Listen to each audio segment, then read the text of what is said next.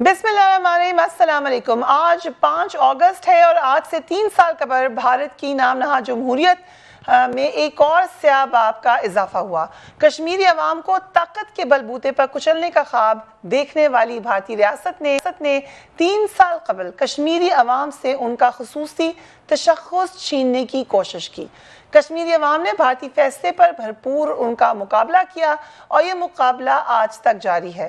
5 اگست 2019 کے بھارتی جو سٹیپ تھا، اس کے بعد مقبوضہ کشمیر میں بھارت نے مظالم کے کیا پہاڑ توڑے، ان پر ایک نظر ڈالتے ہیں۔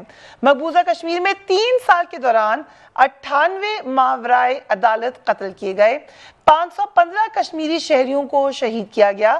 بھارتی مظالم کی وجہ سے 33 خواتین بیوہ ہوئیں جبکہ 82 بچے یتیم ہوئے۔ بھارتی فوج کی فائرنگ اور ظلم کی وجہ سے 2000 سے زائد افراد زخمی ہوئے۔ بھارتی فوج نے احتجاج کرنے والے 17,000 سے زائد افراد کو گرفتار کیا۔ 1989 سے جاری بھارتی مظالم کے دوران اب تک 96,000 سے زائد کشمیری شہید ہو چکے ہیں۔ 33 سال سے جاری بھارتی مظالم میں 22,000 کشمیری زخمی ہوئے، 11,000 سے زائد خواتین کو آبرو سے محروم کیا گیا، 17,000 سے زائد افراد کو گرفتار کیا گیا۔ بھارت کھلم کھلا انسانی حقوق کی خلاف ورزیاں کرتا رہا، لیکن عالمی برادری نے اس پورے عمل کو ساتھ رکھی ہے۔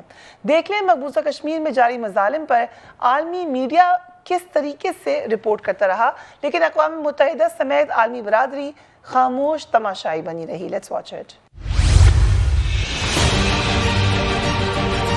Now imagine for a moment having to undergo any of the following: your nails plucked out, being hung upside down, electrocuted in your private parts, stripped naked. These are just some of the 31 types of torture human rights groups allege are being employed by Indian security forces in the disputed region of Jammu and Kashmir.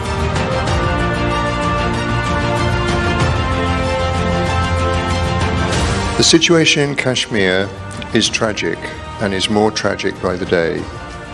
The facts are known to all of us.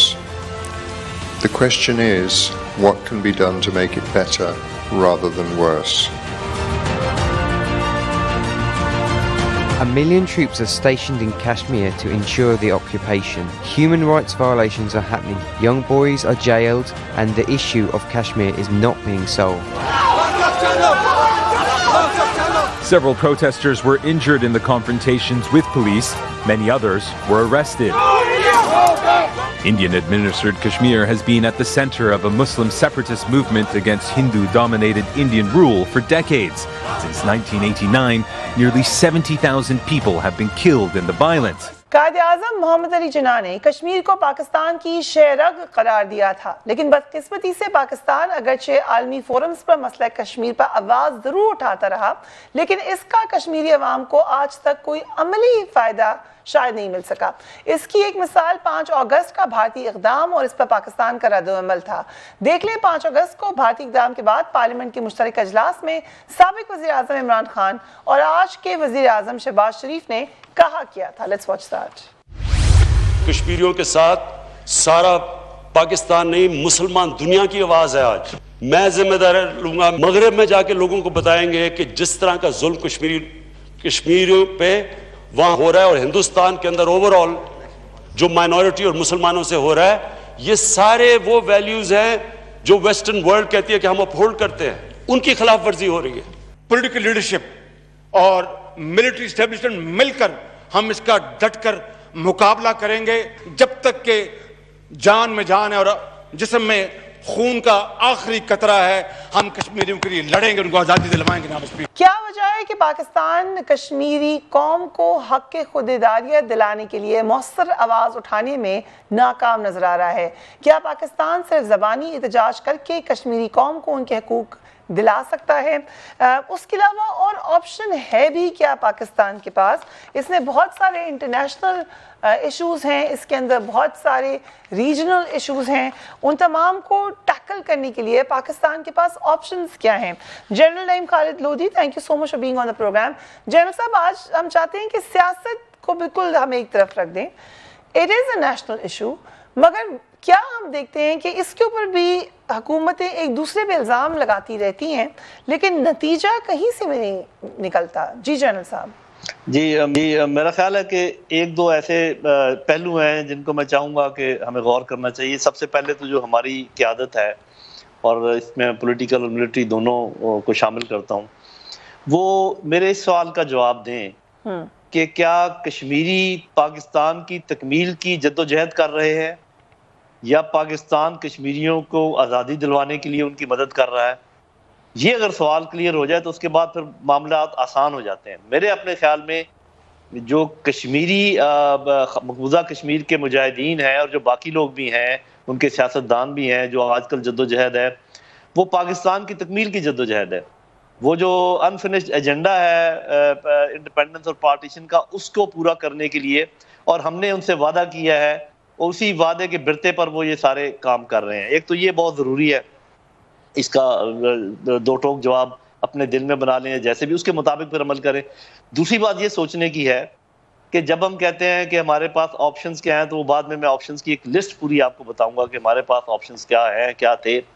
لیکن ایک چیز ذہن میں رکھنی چاہیے کہ جب بھی ہندوستان پاکستان کے ساتھ کشمیر کے سلسلے میں بات چیت کرنے پر آمادہ ہوا ہے, اس وقت کے حالات کا ذرا جائزہ لے لیں. سب سے پہلے وہ دوڑے گئے 46 میں 45 46 47 48 میں, اس لیے کہ وہاں پر مجاہدین آگے بڑھ رہے تھے, ان کے اوپر دباؤ تھا اور وہ سیز فائر کرنا چاہ رہے تھے, اور جلد از جلد اس کو وہ ادھر گئے اور انہوں نے نہیں کیا. اس کے بعد آپ نے دیکھا ہوگا جنرل مشرف کے دور میں, اس سے پہلے جنرل ضیاء الحق کے دور میں بھی بات چیت پر آمادہ ہوئے. کس لیے آمادہ ہوئے؟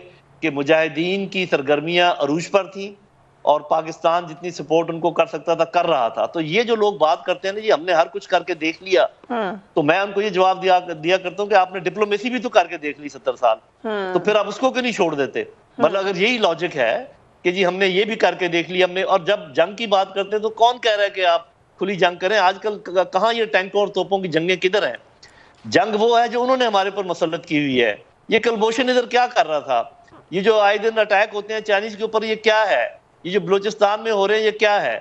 تو اگر آپ اس کو جنگ نہیں سمجھتے تو پھر میں سمجھتا ہوں کہ سمجھ میں کمی, میں یہی کہوں گا. تو جنگ کا جواب آپ نے دینا ہے یا نہیں دینا ہے, یا آپ نے صرف برداشت کرنا ہے؟ Is it a one way وار کہ وہ جو ہمیں زخم پہ زخم دیتے رہے, ہمارا خون بہتا رہے اور ہم بہانے بناتے رہے؟ ابھی آپ کو لگ رہا ہے پچھلے کچھ عرصے سے کہ یہ ایک ون وے وار ہی ہے؟ جی بالکل, میں یہ سمجھتا ہوں کہ بہت اچھا موقع پاکستان نے گنوایا ہے. میں کسی پر کوئی الزام نہیں دیتا, اور میں آپ کو بتا دیتا ہوں کہ وہ کون سا موقع تھا.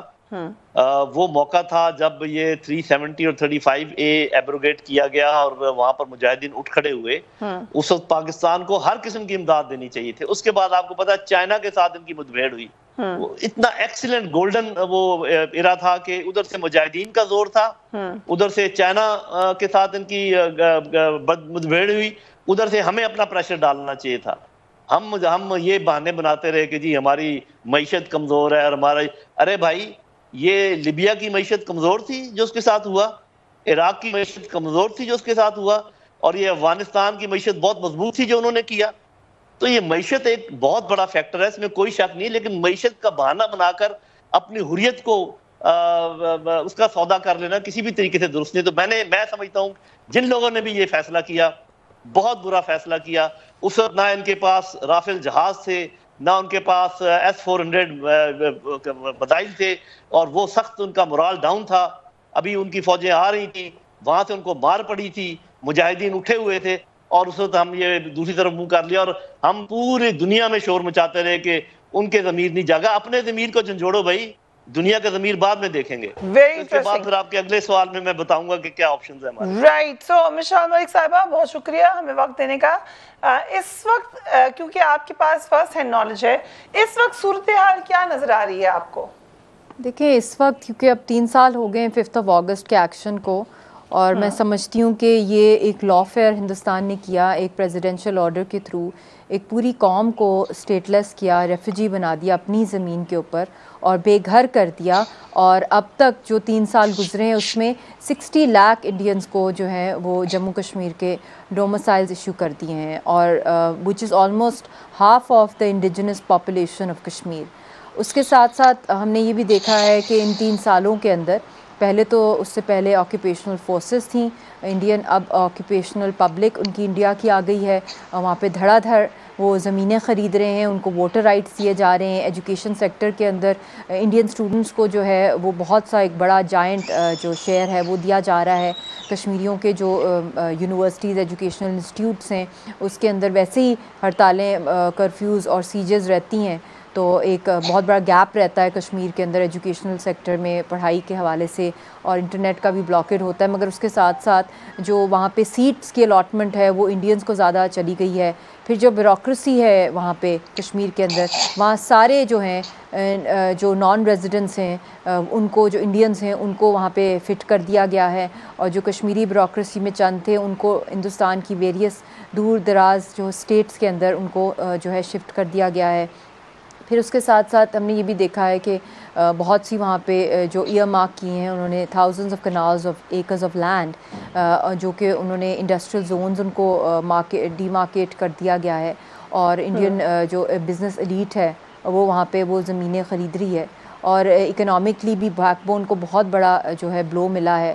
80 بلین کا جو ٹریڈ ہوتا تھا ایپلز کا وہاں پہ مارکیٹ کے اندر، جو 8% ہے اس کی جی ڈی پی گروتھ کا جموں کشمیر کا، اس کو بھی بلو ملا. پھر ہارٹیکلچر انڈسٹری کو، ٹورزم انڈسٹری کو، اور جو ہمارے وہاں پہ درگاہیں تھیں، جو ریلیجس سائٹس ہیں بہت سی ہیں وہاں پہ، جو صوفی سینٹرز ہیں، وہ بھی سارے کے سارے انڈیا نے اپنے جو ہمارا جو جموں کشمیر کا اوقاف تھا کا جو تھا محکمہ اوقاف، اس کو وقف جو تھا اس کو انہوں نے لے لیا ہے، ٹیک اوور کر لیا ہے.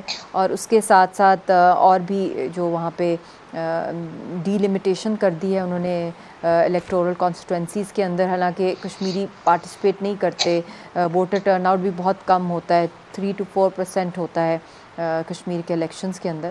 تو پھر بھی جو ہوتے ہیں وہاں پہ پپٹ الیکشنز، اس کے اندر بھی انہوں نے زیادہ سے زیادہ سیٹس جو ہیں وہ انڈین ہندوز کو الاٹ کر دی ہیں، ان کو وہاں کی کانسٹیٹوئنسی کے رائٹس دے دیے ہیں مقبوضہ کشمیر کے. تو یہ تو بس بہت تیزی اس کے اندر آ رہی ہے. اس کے ساتھ ساتھ جو ہیومن رائٹس کا اسپیکٹ ہے اس کو تو آپ اندازہ ہی نہیں لگا سکتے، اس کا تو کوئی اکاؤنٹ ہی نہیں ہے کہ ایگزیکٹ کیا نمبر ہے اٹراسٹیز کا 5 اگست سے لے کر اب تک.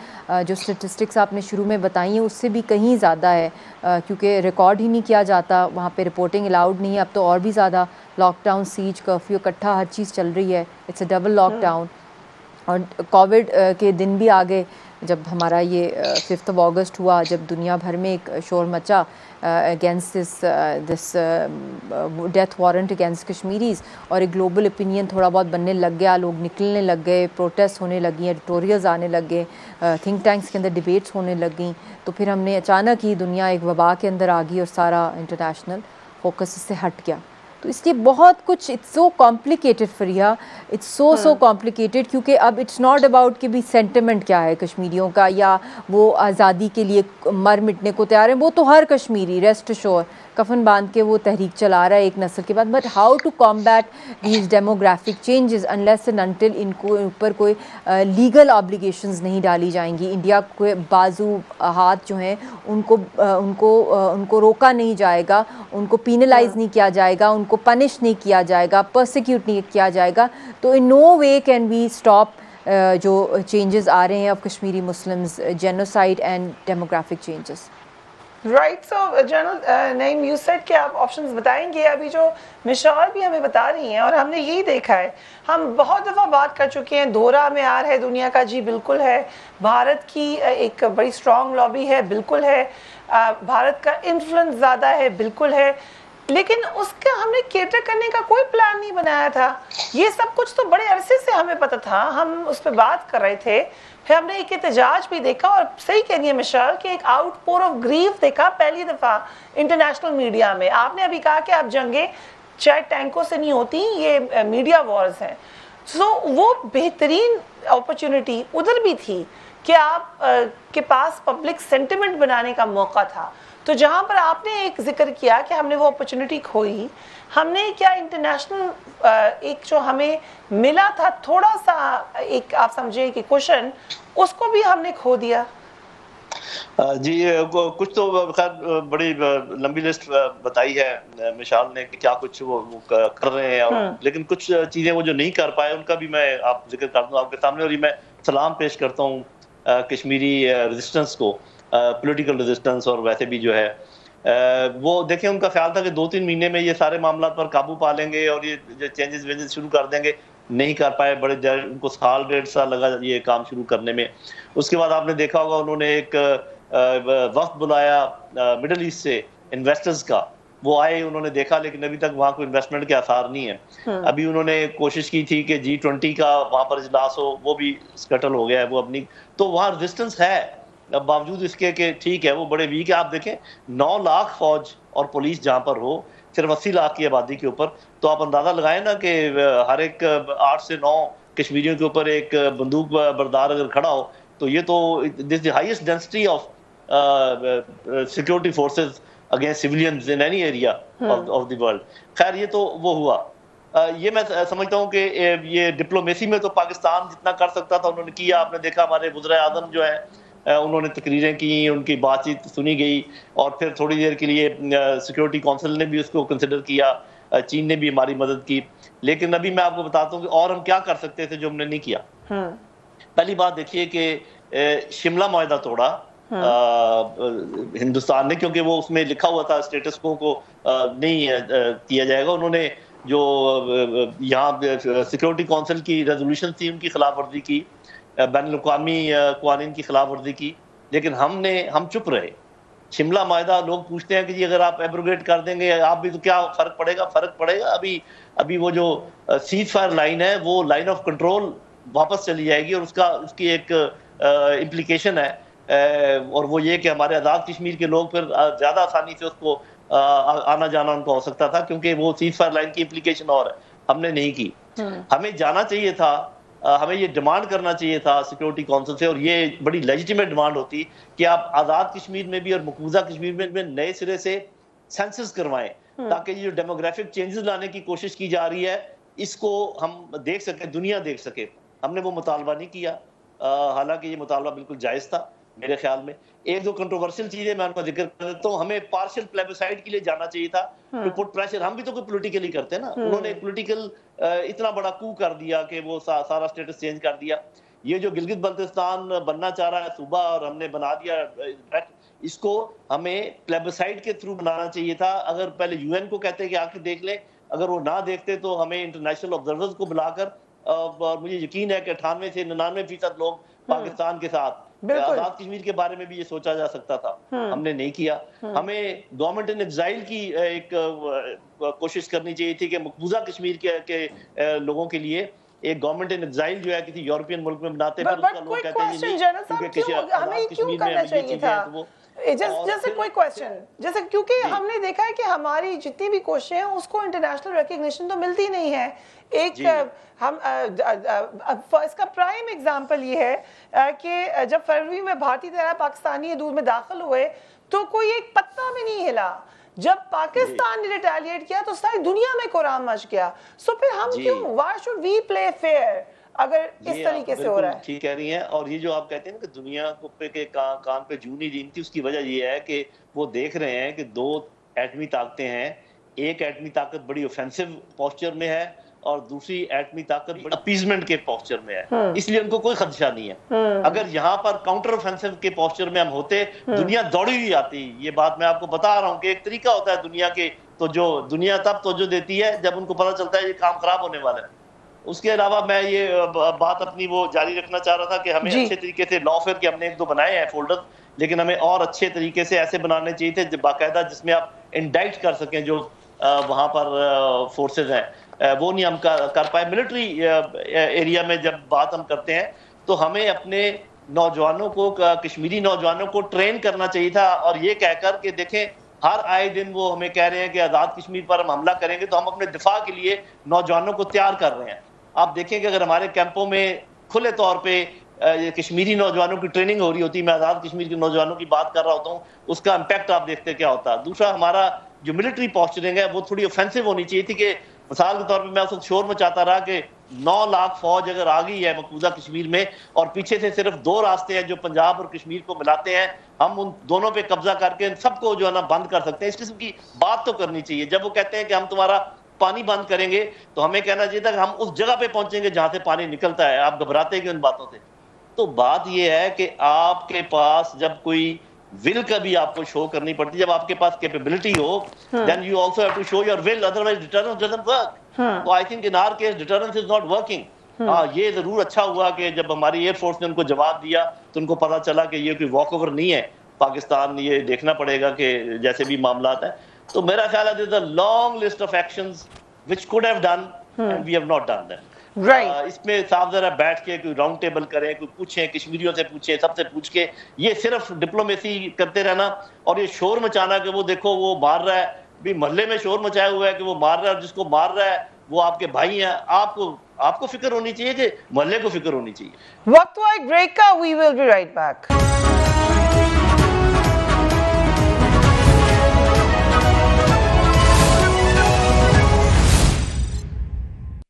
And welcome back. Mishal Malik sahiba, Yasin ملک کی سزا کے حوالے سے حکومت پاکستان کی طرف سے جو اقدامات اٹھائے گئے ہیں, آپ مطمئن ہیں ان سے یا آپ سمجھتی ہیں کہ کچھ اور بھی ہو سکتا تھا؟ دیکھیں میری تو ڈیمانڈز بڑی کلیئر ہیں, میڈیا پر بھی آئی ہوئی ہیں کہ ہمارا میٹر جو ہے انٹرنیشنل کورٹ آف جسٹس میں لے کے جایا جائے.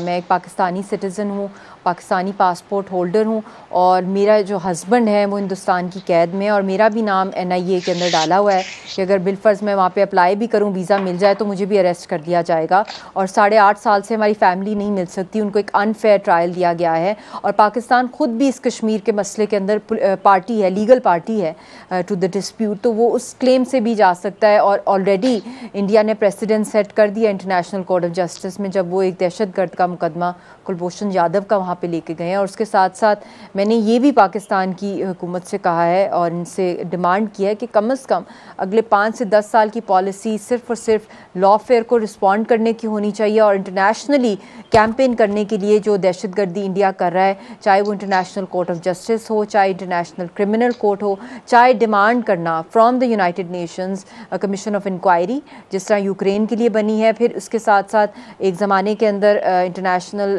جو ہے ایڈ ہاک کرمنل ٹریبیونلز بنے تھے یونائٹڈ نیشنز کی طرف سے, یوگوسلاویہ کے لیے, روانڈا کے لیے, وار کرائمز, آربیٹری ڈیٹینشن کے حوالے سے, جینوسائڈل ایکٹس کے لیے. تو یہ تو جینوسائڈ ہو رہا ہے کشمیری مسلمانوں کا, بلیٹنٹ وائلیشن ہے جنیوا کنونشن 4 کی آف کامن آرٹیکل 3. اور اس کے ساتھ ساتھ میں یہ بھی کہوں گی کہ it's not just about the Kashmiri people, یہ ایک نیوکلیئر فلیش پوائنٹ ہے. بلکہ میں سمجھتی ہوں 27 فیبرری کو جب نیوکلیئر کوڈز ایکسچینج ہوئے تھے تو گاڈ فوربڈ اگر مائکرو نیوکلیئر ایکسچینج بھی ہو جاتا تو پورا خطہ جو ہے وہ تباہ ہو جاتا. اینڈ ہندوتوا اور RSS کی حکومت ایسی ہے کہ you can expect any thing from them. They think کہ ایک چھوٹا سا وار اسٹنٹ ہوگا اور اس سے ان کو اور بھی زیادہ یونیفائڈ ووٹس ملیں گے ہندوؤں کے, جتنا زیادہ وہ اکھنڈ بھارت کا نیریٹو چلائیں گے. And I agree with General sahab جو وہ باتیں کریں کہ we need robust policies, we don't need apologetic and always Pakistan expecting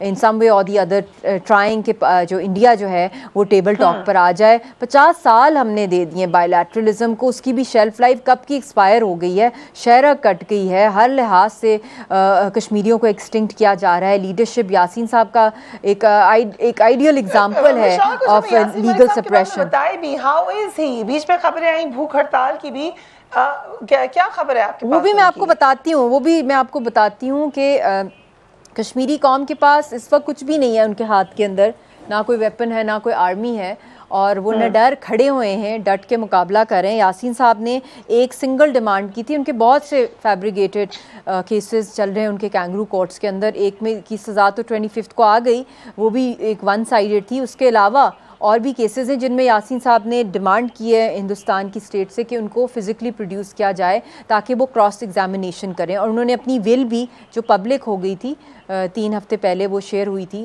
سارے میڈیا کے اندر, انٹرنیشنلی, لوکلی بھی, اور اس میں انہوں نے کھل کے بتایا کہ کس طریقے سے انڈیا نے ان کو آن بورڈ کتنی دفعہ لیا for peace talks. with Pakistan اور گلوبل جو پلیئرز جنہوں نے ان کو انفلوئنس کیا پرامن تحریک کی طرف جانے کے لیے. تو انہوں نے بہت سے واقعے بتائے, بہت سے انسیڈنٹس بتائے, اور پھر کہا کہ اب میرا یہ حالت ہے کہ مجھے ایک ڈیتھ سیل کے اندر رکھا ہوا ہے. تو انہوں نے کہا جب تک یہ میرا جو ایک فنڈامنٹل رائٹ ہے کسی بھی انسان کا کہ اس کو رائٹ دیا جائے کہ وہ اپنے آپ کو ڈیفینڈ کرے اور فزیکلی وہ پریزنٹ ہو, اور یہ نہیں ہے کہ اس کو آن لائن بلایا جائے اور جب وہ بول رہا اس کو میوٹ کر دیا جائے, اور پھر جب دوسری اپوننٹ پارٹی جو NIA کی ہے گورنمنٹ کی طرف سے ہے وہ جب بول رہی ہو تو ان کی آواز والیوم ان کو کم کر دیا جائے. تو یہ تو کہیں دنیا میں ایسا بلیک جسٹس نہیں دیکھا. تو انہوں نے یہی کہا انڈین گورنمنٹ کو کہ مجھے اجازت دی جائے فیئر ٹرائل کی اور وہاں پروڈیوس کیا جائے. ان کی طرف سے کوئی جواب نہیں آیا. پھر انہوں نے کہا کہ اب میں بھوک ہڑتال پہ جاؤں گا آن ٹو ڈیتھ. 12 دن 12 راتیں قیامت کی ہمارے پہ گزری ایز اے فیملی اور کشمیری قوم کے اوپر, اور انہوں نے ان 12 دنوں اور راتوں کے اندر نہ کوئی ان کو لائف سیونگ جو ڈرگ وہ لیتے ہیں کہ ان کو ہارٹ میٹالک ہارٹ ویلو ہے کلاٹ ہو سکتا ہے, وہ بھی انہوں نے اینٹی کوگولنٹ نہیں لی, اور اس دوران آلریڈی ان کی فریجائل ہیلتھ تھی.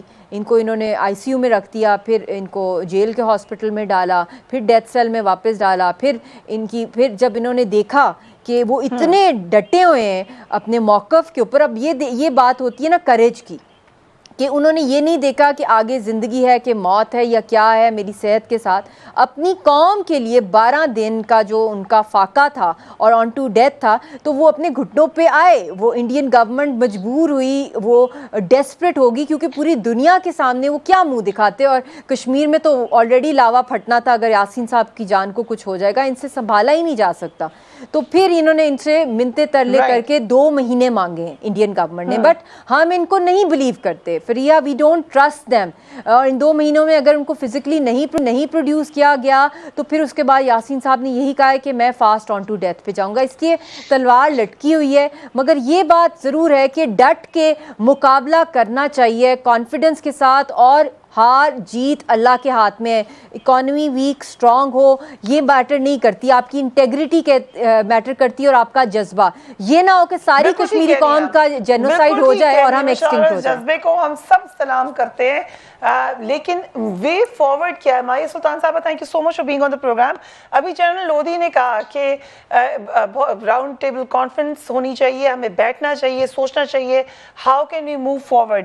لیکن 5 اگست 2019 سے لے کے 5 اگست 2022 ہم نے کیا ہے, کیا کھویا ہے, کیا پایا ہے؟ فریہ آپ نے بڑا ٹف کوشچن کیا ہے. میرے خیال سے جو چیز ہم نے کھوئی ہے وہ یہ ہے کہ جو کشمیری تشخص ہے ہندوستان کے اندر, اس کے اندر ہندوستان نے اس کو قانونی دہشت گردی جو ہے اس کا حربہ استعمال کیا ہے کشمیریوں کے خلاف, کیونکہ آرٹیکل 370 اور 35A کو جو ہے انہوں نے جس طرح اس کو توڑا ہے اور اس کے بعد جس طرح کشمیر کو ہندوستان کے اندر ضم کیا ہے, اس کے اندر بنیادی طور کے اوپر وہ تمام حقوق جو کشمیریوں کے مقبوضہ کشمیر کے اندر محفوظ تھے بطور کشمیری آرٹیکل 370 کے ذریعے ان کو ختم کیا ہے, اور اس کے ساتھ ساتھ یہ تاثر دیا ہے کہ اب جو کشمیر ہے وہ ہندوستان کی, جو مقبوضہ کشمیر ہے وہ ہندوستان کا ایک طرح سے ایک حصہ بن گیا. یہ تو انہوں نے قانونی دہشت گردی کی ہے. اب جو ان کو سب سے بڑا مسئلہ آیا ہے وہ یہ ہے کہ جو آپ نے انفارمیشن کمپین کی, جو آپ نے یہ مسئلہ کشمیر دنیا تک پہنچایا, اس سے جو اگلا مرحلہ تھا جس میں انہوں نے کشمیریوں کو ان کے گھروں سے بے دخل کرنا تھا, کشمیریوں کو وہاں سے نکال کر عقوبت خانوں میں ڈالنا تھا, وہ اس میں وہ کامیاب نہیں ہو سکے. کیونکہ جیسے کہ آپ جانتی ہیں کہ آرٹیکل سٹیزن امینڈمنٹ ایکٹ کے تحت اور آرٹیکل 370 اور 35A کے ختم ہونے کے بعد انہوں نے کشمیریوں کو سب سے پہلے تو یہ کرنا تھا کہ وہ تمام کشمیری جو ہندوستانی شہریت کے اہل نہیں تھے, جو ان کے نئی سٹیزن امینڈمنٹ ایکٹ کے تحت, یعنی کہ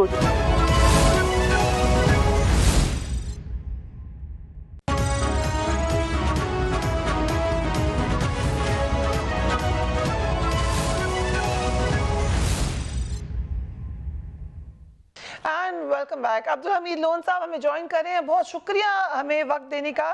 مقبوضہ کشمیر کے اسٹیٹس کو تبدیل ہوئے آج 3 سال مکمل ہو گئے لون صاحب.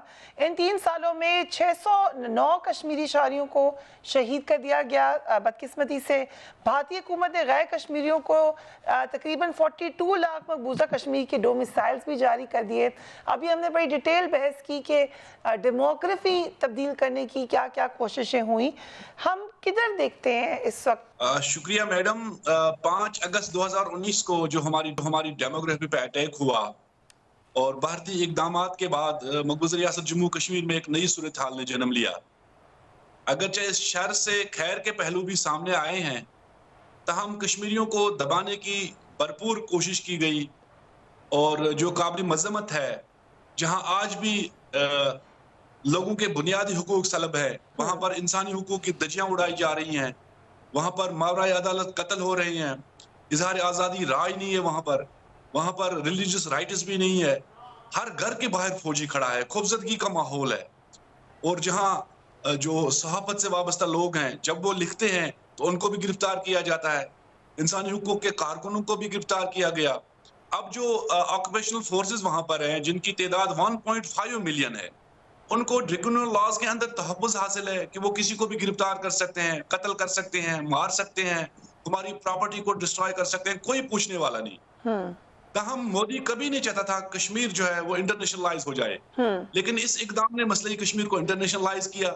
سیکیورٹی کونسل کا 3 دفعہ اجلاس ہوا, عالمی رہنماؤں کے بیانات آئے, پاکستان کی حکومت کی کاوشیں رنگ لے آئی, اور جہاں دنیا بھر کے رہنماؤں نے کشمیر کے حوالے سے مودی کو لتاڑا, وہیں اگر آپ دیکھیں آج ہم جہاں یوم استحصال منا رہے ہیں, تاہم ان چیرہ دستیوں کو روکنے کے لیے کوئی حکمت عملی مرتب ہونی چاہیے.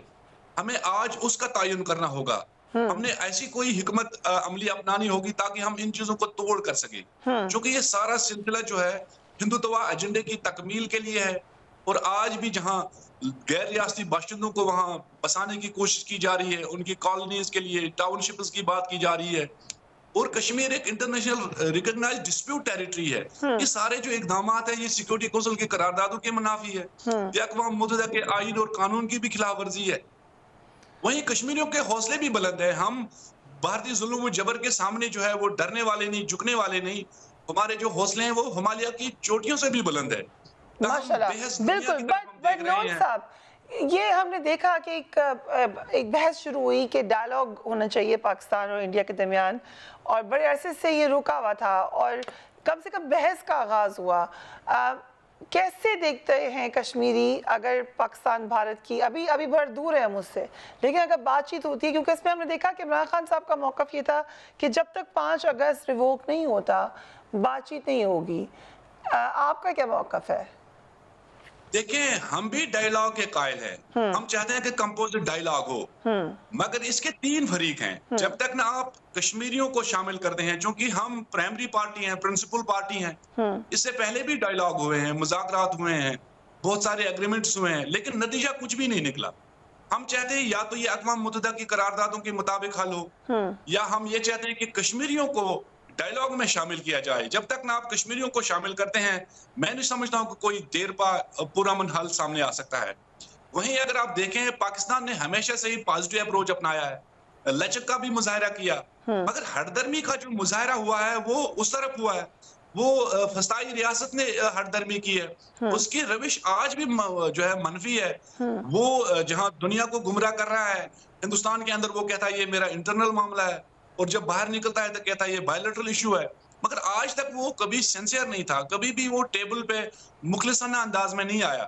تاہم اس کے 3 فریق ہیں.